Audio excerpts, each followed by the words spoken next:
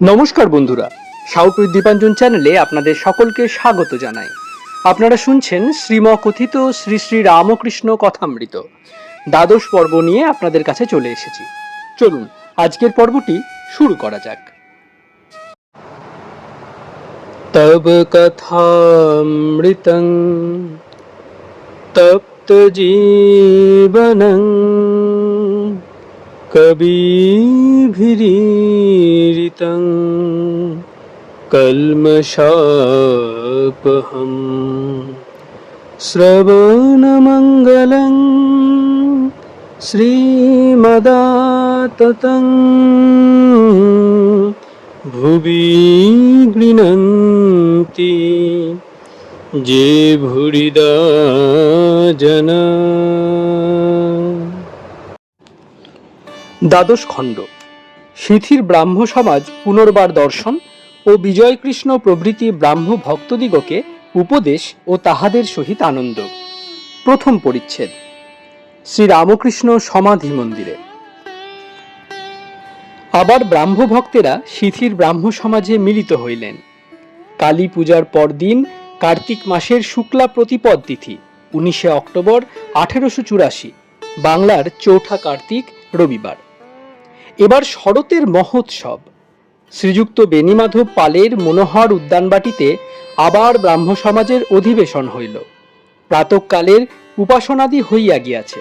শ্রী শ্রী পরমহংসদেব বেলা 4:30টার সময় আসিয়া পৌঁছিলেন। তাহার গাড়ি বাগানের মধ্যে দাঁড়াইল। অমনি দলে দলে ভক্ত মণ্ডলাকারে তাহাকে ঘড়িতে লাগিলেন। প্রথম প্রকোষ্ঠ মধ্যে সমাজের বেদী রচনা হইয়াছে। সম্মুখে দালান, সেই দালানে ঠাকুর উপবেশন করিলেন। অমনি ভক্তগণ চারিধারে তাহাকে বেষ্টন করিয়া বসিলেন। বিজয়, ত্রৈলোক্য ও অনেকগুলি ব্রাহ্ম ভক্ত উপস্থিত। তন্মধ্যে ব্রাহ্ম সমাজভুক্ত একজন সদরওয়ালাও আছেন। সদরওয়ালা অর্থাৎ সাবজাজ। সমাজক্রিয় মহোৎসব উপলক্ষে বিচিত্র শোভা ধারণ করিয়াছে।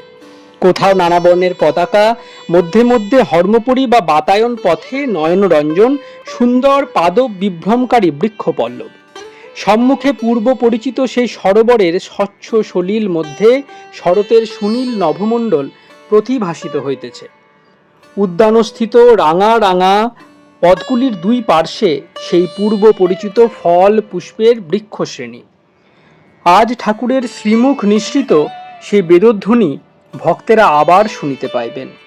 যে ধ্বনি আর্য ঋষিদের মুখ হইতে বেদাকারে এককালে বহির্গত হইয়াছিল, যে ধ্বনি আরেকবার নবরূপধারী পরম সন্ন্যাসী ব্রহ্মগত প্রাণ, জীবের দুঃখে কাতর ভক্তবৎসল ভক্তাবতার হরিপ্রেম বিহ্বল ঈশার মুখে তাহার দ্বাদশ শিষ্য সেই নিরক্ষর মৎস্যজীবীগণ শুনিয়াছিলেন, যে ধ্বনি পুণ্যক্ষেত্রে কুরুক্ষেত্রে ভগবান শ্রীকৃষ্ণের মুখ হইতে শ্রীমদ্ ভগবদ্ গীতা আকারে এককালে বহির্গত হইয়াছিল, সারথী বেশধারী মানবাকার সচ্চিদানন্দ গুরু প্রমুখাৎ যে মেঘ গম্ভীর ধ্বনি মধ্যে বিনয় নম্র ব্যাকুল গুড়াকেশ কন্তেও এই কথামৃত পান করিয়াছিলেন। ঠাকুর শ্রীরামকৃষ্ণ আসন গ্রহণ করিয়া সমাজের সুন্দর রচিত বেদের প্রতি দৃষ্টিপাত করিয়াই অমনি নতশির হইয়া প্রণাম করিলেন। বেদী হইতে শ্রী ভগবানের কথা হয়, তাই তিনি দেখিতেছেন যে বেদী ক্ষেত্র পুণ্যক্ষেত্র। দেখিতেছেন এখানে অচ্যুতের কথা হয়, তাই সর্বতীর্থের সমাগম হইয়াছে। আদালত গৃহ দেখিলে যেমন মোকদ্দমা মনে পড়ে ও জজ মনে পড়ে, সেইরূপ এই হরিকথা স্থান দেখিয়া তাহার ভগবানের উদ্দীপন হইয়াছে। শ্রীযুক্ত ত্রৈলোক্য গান গাহিতেছেন। শ্রীরামকৃষ্ণ কহিলেন, হ্যাঁ গা, ওই গানটি তোমার বেশ, দে মা পাগল করে, ওইটি গাও না। তিনি গাহিতেছেন, আমায় দে মা পাগল করে ব্রহ্মময়ী, আর কাজ নাই জ্ঞান বিচারে, তোমার প্রেমের সুরা পানে করো মাতোয়ারা, ও মা ভক্ত চিত্ত হরা ডুবাও প্রেম সাগরে, তোমার এ পাগলা গারদে কেহ হাসে কেহ কাঁদে, কেহ নাচে আনন্দ ভরে, ঈশা মুষা শ্রীচৈতন্য, ও মা প্রেমের ভরে অচৈতন্য, হাই কবে হব মা ধন্য, ও মা মিশে তার ভিতরে। স্বর্গেতে পাগলের মেলা, যেমন গুরু তেমনি চেলা, প্রেমের খেলা কে বুঝতে পারে। তুই প্রেমে উন্মাদিনী, ওমা পাগলের শিরোমণি, প্রেম ধনে করমাধনী, কাঙাল প্রেম দাসেরে। গান শুনিতে শুনিতে শ্রীরামকৃষ্ণের ভাবান্তর হইল, একেবারে সমাধিস্থ। উপেক্ষিয়া মহত্ব তত্ত্ব, ত্যাজি চতুর্বিংশ তত্ত্ব, সর্বতত্ত্বাতীত তত্ত্ব দেখি আপনি আপনি। কর্মেন্দ্রিয়, জ্ঞানেন্দ্রিয়, মন, বুদ্ধি, অহংকার সমস্তই যেন পুছিয়া গিয়াছে। দেহমাত্র চিত্রপুত্তলিকার ন্যায় বিদ্যমান। একদিন ভগবান পাণ্ডবনাথের এইরূপ অবস্থা দেখিয়া যুধিষ্ঠির প্রমুখ শ্রীকৃষ্ণ গতান্তরাত্মা পাণ্ডবগণ কাঁদিয়াছিলেন। তখন আর্যকুল গৌরব ভীষ্মদেব সরসজ্জায় শায়িত থাকিয়া অন্তিমকালে ভগবানের ধ্যান নিরত ছিলেন। কুরুক্ষেত্রে যুদ্ধ সবে সমাপ্ত হইয়াছে, সহজেই কাঁদিবার দিন। শ্রীকৃষ্ণের এই সমাধিপ্রাপ্ত অবস্থা বুঝিতে না পারিয়া পাণ্ডবেরা কাঁদিয়াছিলেন, ভাবিয়াছিলেন তিনি বুঝি দেহত্যাগ করিলেন। দ্বিতীয় পরিচ্ছেদ। হরিকথা প্রসঙ্গে ব্রাহ্ম সমাজে নিরাকারবাদ। কিয়ৎক্ষণ বিলম্বে ঠাকুর শ্রী রামকৃষ্ণ কিঞ্চিত প্রকৃতস্থ হইয়া ভাবাবস্থায় ব্রাহ্ম ভক্তদের উপদেশ দিতেছেন। এই ঈশ্বরীয় ভাব খুব ঘনীভূত, যেন বক্তা মাতাল হইয়া কি বলিতেছেন। ভাব ক্রমে ক্রমে কমিয়া আসিতেছে, অবশেষে পূর্বের ঠিক সহজাবস্থা। আমি সিদ্ধি খাবো, গীতা ও অষ্টসিদ্ধি, ঈশ্বর লাভ কি? শ্রীরামকৃষ্ণ ভাবস্থ, মা কারণানন্দ চায় না, সিদ্ধি খাবো।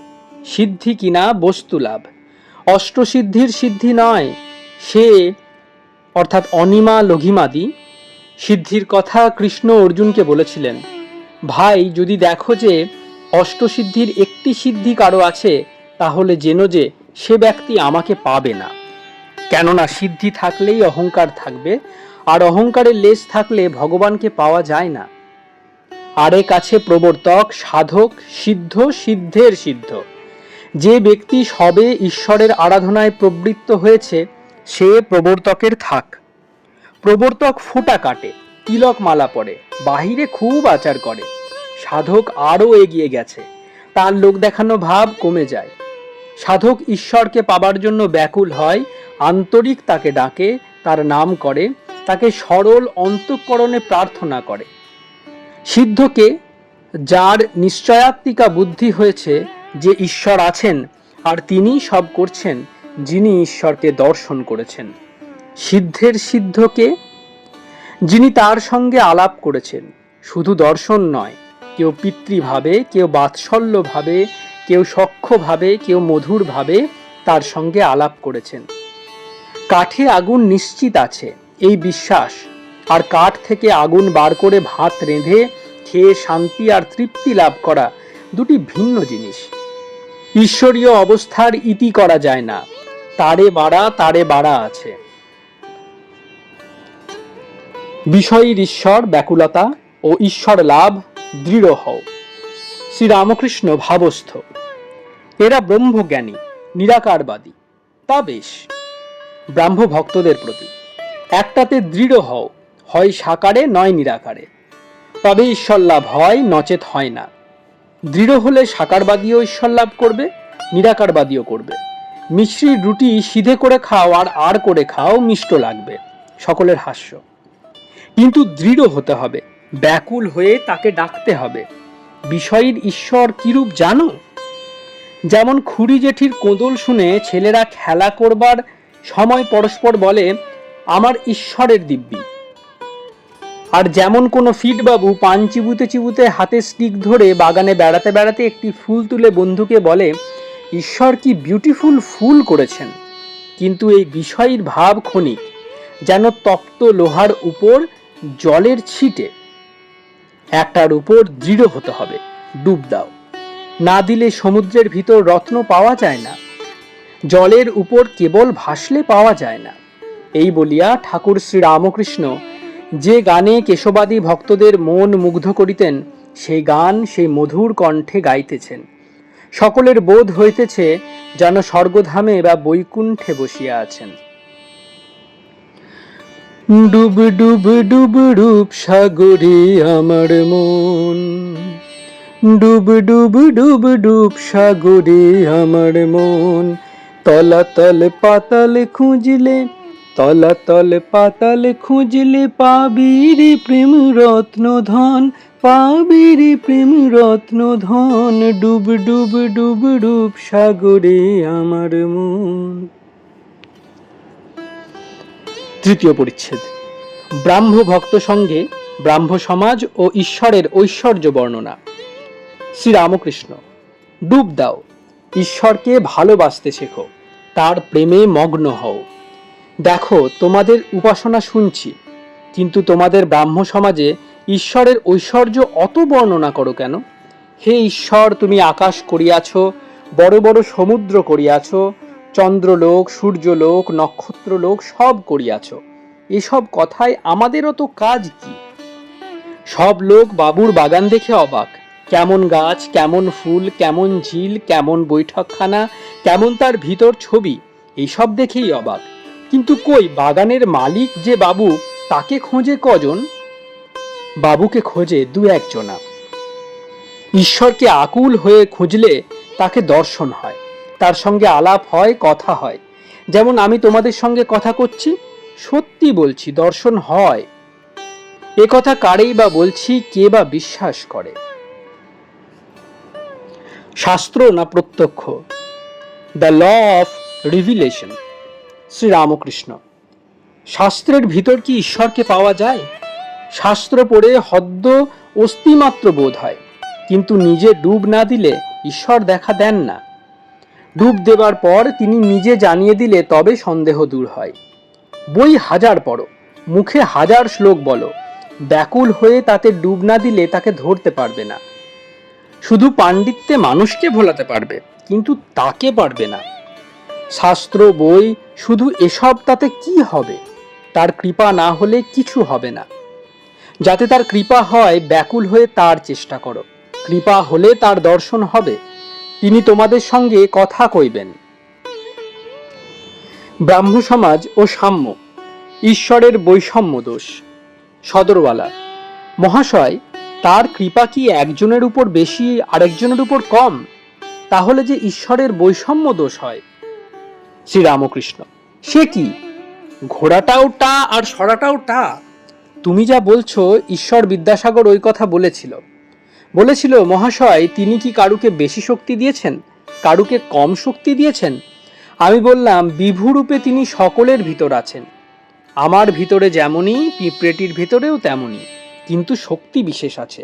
যদি সকলেই সমান হবে, তবে ঈশ্বর বিদ্যাসাগর নাম শুনে তোমায় আমরা কেন দেখতে এসেছি?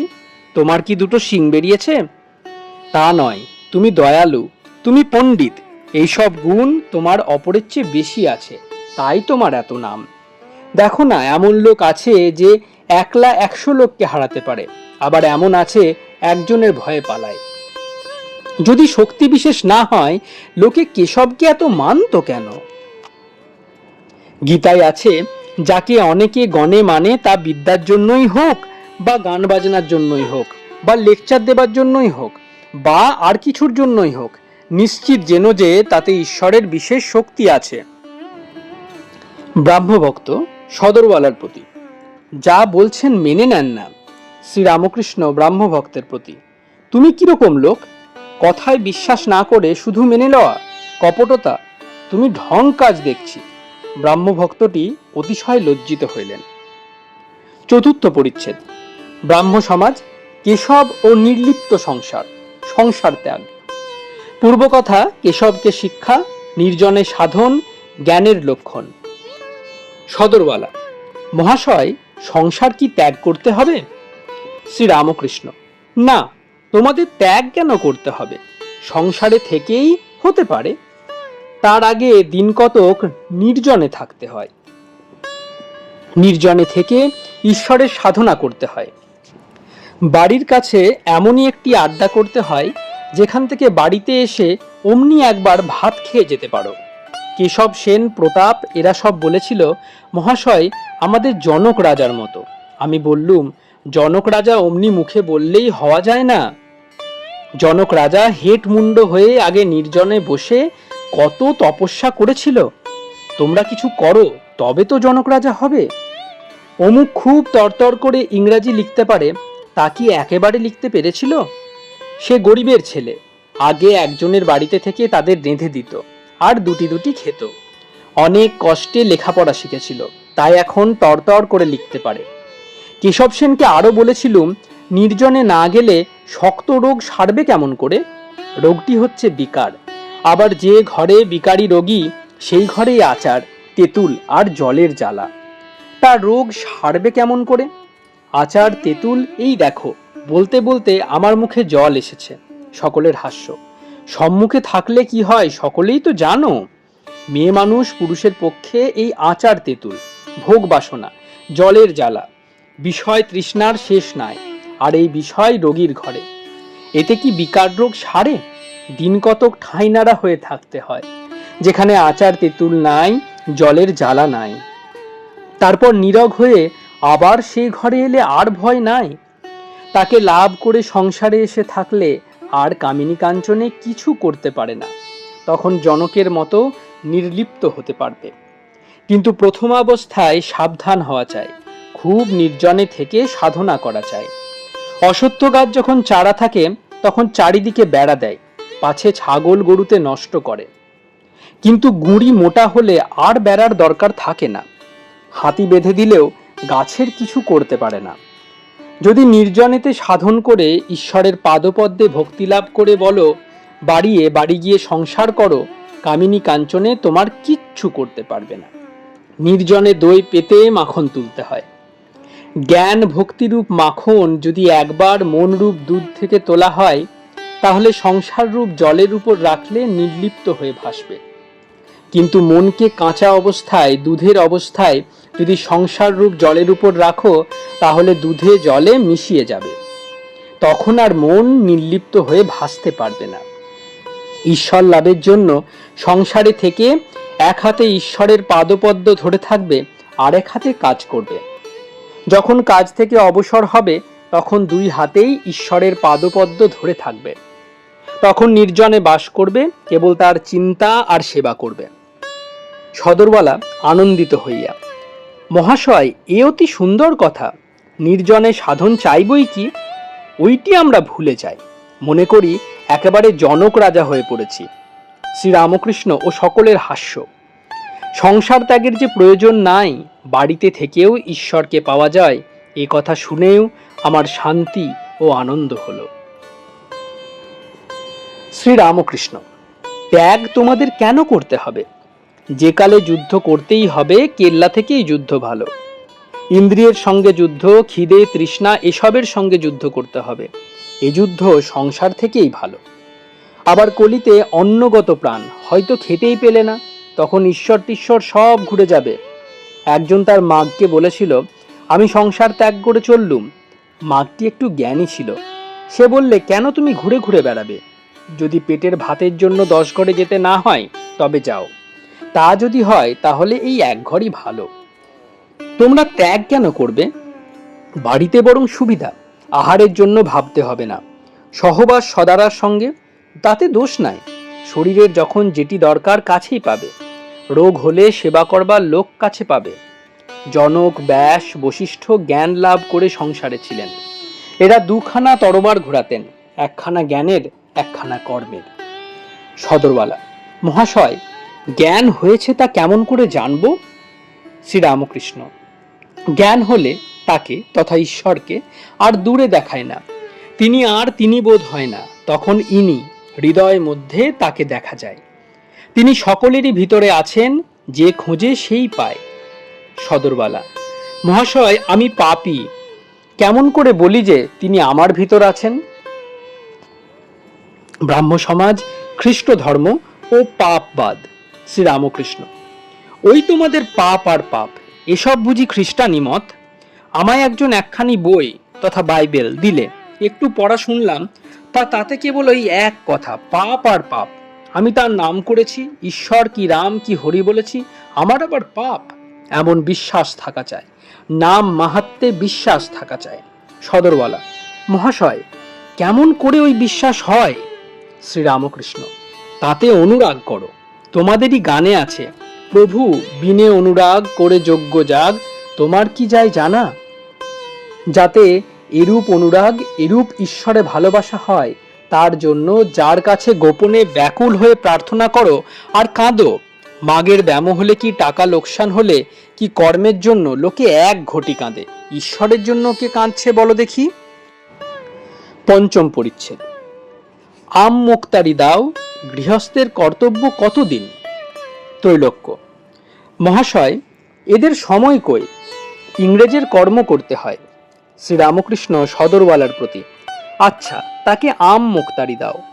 ভালো লোকের উপর যদি কেউ ভার দেয়, সে লোক কি তার মন্দ করে?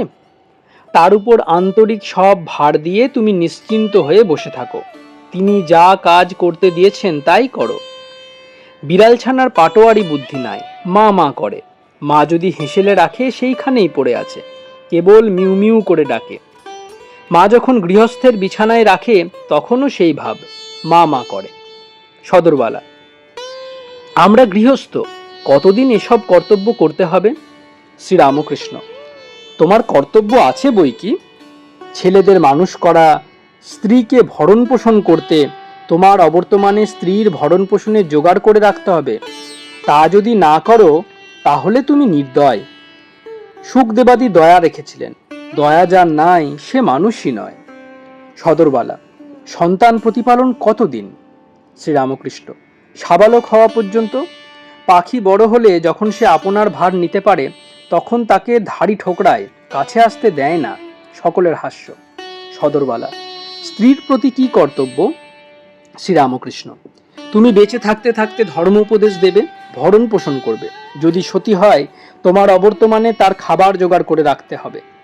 তবে জ্ঞানোন্মাদ হলে আর কর্তব্য থাকে না, তখন কালকার জন্য তুমি না ভাবলে ঈশ্বর ভাবেন। জ্ঞানোন্মাদ হলে তোমার পরিবারদের জন্য তিনি ভাববেন। যখন জমিদার নাবালক ছেলে রেখে মরে যায়, তখন অছি সেই নাবালকের ভার লয়। এসব আইনের ব্যাপার, তুমি তো সব জানো। সদরওয়ালা: আজ্ঞে হ্যাঁ। বিজয় গোস্বামী: আহা আহা, কি কথা! যিনি অনন্যমন হয়ে তার চিন্তা করেন, যিনি তার প্রেমে পাগল, তার ভার ভগবান নিজে বহন করেন। নাবালকের অমনি অছি এসে জোটে। আহা, কবে সেই অবস্থা হবে? যাদের হয় তারা কি ভাগ্যবান। ত্রৈলোক্য: মহাশয়, সংসারে যথার্থ কি জ্ঞান হয়, ঈশ্বর লাভ হয়? শ্রীরামকৃষ্ণ হাসিতে হাসিতে: কেন গো, তুমি তো সাড়ে মাতে আছো। সকলের হাস্য। ঈশ্বরে মন রেখে সংসারে আছো তো, কেন সংসারে হবে না? অবশ্য হবে। সংসারে জ্ঞানীর লক্ষণ, ঈশ্বর লাভের লক্ষণ জীবন মুক্ত। ত্রৈলোক্য: সংসারে জ্ঞান লাভ হয়েছে, তার লক্ষণ কি? শ্রীরামকৃষ্ণ: হরিনামের ধারা আর পুলক। তার মধুর নাম শুনেই শরীর রোমাঞ্চ হবে আর চক্ষু দিয়ে ধারা বেয়ে পড়বে। যতক্ষণ বিষয়াসক্তি থাকে, কামিনী কাঞ্চনে ভালোবাসা থাকে, ততক্ষণ দেহবুদ্ধি যায় না। বিষয়াসক্তি যত কমে, ততই আত্মজ্ঞানের দিকে চলে যেতে পারা যায়, আর দেহবুদ্ধি কমে। বিষয়াসক্তি একেবারে চলে গেলে আত্মজ্ঞান হয়, তখন আত্মা আলাদা আর দেহ আলাদা বোধ হয়।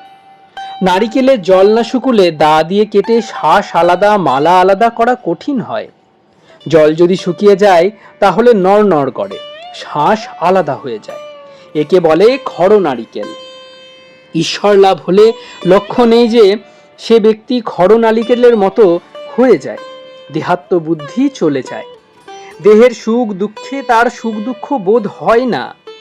সে ব্যক্তি দেহের সুখ চায় না, জীবন মুক্ত হয়ে বেড়ায়। কালীর ভক্ত জীবন মুক্ত, নিত্যানন্দময়।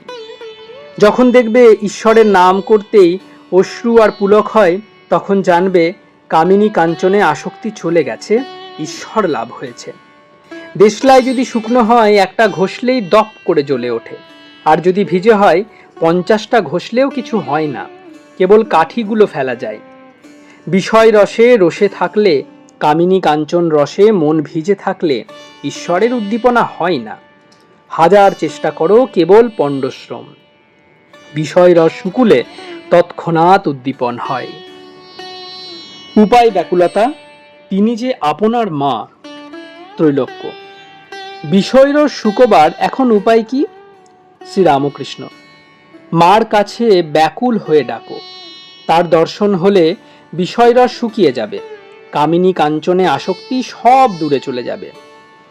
আপনার মা বোধ থাকলে এক্ষণেই হয়, তিনি তো ধর্ম মানন, আপনারই মা। ব্যাকুল হয়ে মার কাছে আবদার করো। ছেলে ঘুড়ি কিনবার জন্য মার আঁচল ধরে পয়সা চায়, মা হয়তো আর মেয়েদের সঙ্গে গল্প করছে। প্রথমে মা কোনো মতে দিতে চায় না, বলে না, তিনি বারণ করে গেছেন, তিনি এলে বলে দিব, এক্ষুনি ঘুড়ি নিয়ে একটা কাণ্ড করবি। যখন ছেলে কাঁদতে শুরু করে, কোনো মতে ছাড়ে না, মা অন্য মেয়েদের বলে, রোসো মা, এ ছেলেটাকে একবার শান্ত করে আসি, বলে চাবিটা নিয়ে করাত করাত করে বাক্স খুলে একটা পয়সা ফেলে দেয়। তোমরাও মার কাছে আবদার করো, তিনি অবশ্য দেখা দিবেন। আমি শিখদের ওই কথা বলেছিলাম, তারা দক্ষিণেশ্বর কালীবাড়িতে এসেছিল, মা কালীর মন্দিরের সম্মুখে বসে কথা কয়েছিল। তারা বলেছিল ঈশ্বর দয়াময়। জিজ্ঞাসা করলুম কিসে দয়াময়? তারা বললে, কেন মহারাজ, তিনি সর্বদা আমাদের দেখছেন, আমাদের ধর্ম অর্থ সব দিচ্ছেন, আহার যোগাচ্ছেন। আমি বললুম, যদি কারো ছেলেপুলে হয়, তাদের খবর, তাদের খাওয়ার ভার বাপে নেবে না তো কি বামুন পাড়ার লোকে এসে নিবে? সদরবালা, মহাশয়, তিনি কি তবে দয়াময় নন? শ্রীরামকৃষ্ণ, তা কেন গো, ও একটা বললুম, তিনি যে বড় আপনার লোক, তার উপর আমাদের জোর চলে। আপনার লোককে এমন কথা পর্যন্ত বলা যায়, দিবি না রে শালা। ষষ্ঠ পরিচ্ছেদ, অহংকার ও সদরওয়ালা। শ্রীরামকৃষ্ণ সদরওয়ালার প্রতি, আচ্ছা, অভিমান অহংকার জ্ঞানে হয় না অজ্ঞানে হয়? অহংকার তমগুণ, অজ্ঞান থেকে উৎপন্ন হয়। এই অহংকার আড়াল আছে বলে তাই ঈশ্বরকে দেখা যায় না। আমি মোলে ঘুচিব জঞ্জাল, অহংকার করা বৃথা। এ শরীর এ ঐশ্বর্য কিছুই থাকবে না। একটা মাতাল দুর্গা প্রতিমা দেখছিল, প্রতিমার সাজগোজ দেখে বলছে, মা যতই সাজগোজ, দিন 2-3 পরে তোমায় টেনে গঙ্গায় ফেলে দিবে। সকলের হাস্য। তাই সকলকে বলছি, জজই হও আর যেই হও, সব 2 দিনের জন্য। তাই অভিমান অহংকার ত্যাগ করতে হয়। ব্রাহ্ম সমাজ ও সাম্য, লোক ভিন্ন প্রকৃতি। সত্য রজ ও তমগুণের ভিন্ন স্বভাব। তমগুণীদের লক্ষণ অহংকার, নিদ্রা, বেশি ভোজন, কাম, ক্রোধ, এইসব। রজগুণীরা বেশি কাজ জড়ায়, কাপড় পোশাকে ফিটফাট, বাড়ি পরিষ্কার পরিচ্ছন্ন, বৈঠকখানায় কুইনের ছবি। যখন ঈশ্বর চিন্তা করে তখন চেলি গরদ পড়ে, গলায় রুদ্রাক্ষের মালা, তার মাঝে মাঝে একটি একটি সোনার রুদ্রাক্ষ। যদি কেউ ঠাকুর বাড়ি দেখতে আসে তবে সঙ্গে করে দেখায় আর বলে, এদিকে আসুন, আরও আছে, শ্বেত পাথরের মার্বেল পাথরের মেজে আছে, 16 ফোকর নাট মন্দির আছে, আবার দান করে লোককে দেখিয়ে। সত্যগুণী লোক অতি শিষ্ট শান্ত, কাপড় জাতা, রোজগার পেট চলা পর্যন্ত, কখনো লোকের তোষামত করে ধন লয় না, বাড়িতে মেরামত নাই, ছেলেদের পোশাকের জন্য ভাবে না, মান সম্ভ্রমের জন্য ব্যস্ত হয় না, ঈশ্বর চিন্তা দান ধ্যান সমস্ত গোপনে, লোকে টের পায় না, মশারির ভিতর ধ্যান করে। লোকে ভাবে বাবুর রাতে ঘুম হয় নাই, তাই বেলা পর্যন্ত ঘুমাচ্ছেন। সত্যগুণ সিঁড়ির শেষ ধাপ, তারপরেই ছাদ। সত্যগুণ এলেই ঈশ্বর লাভের আর দেরি হয় না, আর একটু গেলেই তাকে পাবে। সদরওয়ালার প্রতি, তুমি বলছিলে সব লোক সমান, এই দেখো কত ভিন্ন প্রকৃতি। আরো কত রকম থাক আছে, নিত্যজীব, মুক্তজীব, মুমুক্ষুজীব, বদ্ধজীব, নানা রকম মানুষ। নারদ সুখদেব নিত্যজীব, যেমন স্টিমবোট তথা কলের জাহাজ পারে, আপনিও যেতে পারে, আবার বড় জীবজন্তু হাতি পর্যন্ত পারে নিয়ে যায়। নিত্যজীবেরা নায়েবের স্বরূপ, একটা তালুক শাসন করে আরেকটা তালুক শাসন করতে যায়।